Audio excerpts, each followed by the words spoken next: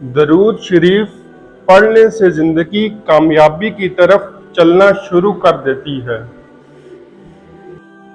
چیزوں کو حاصل کرنے کے لیے خود کو ہلکان مت کریں، کیونکہ ہر کام کا ایک وقت مقرر ہوتا ہے۔ مخلوق اور خالق سے معافی مانگتے رہا کریں، اس سے زندگی بہت آسان ہو جاتی ہے۔ حلال کے راستے پر سکون، برکت، خوشی اور کامیابی ہے، جبکہ حرام کے راستے میں پریشانی، بے سکونی اور ناکامی ہے۔ اگر مخلوق سے محبت کرنی ہے تو خدا کی محبت میں کرو۔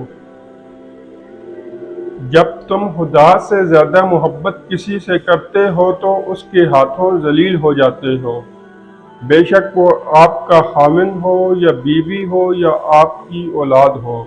محبت کی پہلی شرط یہی ہے کہ یہ اللہ سے ہو، اور جب ہو جائے پھر مزے ہی مزے۔ جو انسان اپنی بیوی سے دب کر رہتا ہے وہ نیک انسان ہے، اور جو انسان اپنی بیوی کو دبا کر رکھتا ہے وہ کمینہ انسان ہے۔ مفہوم حدیث۔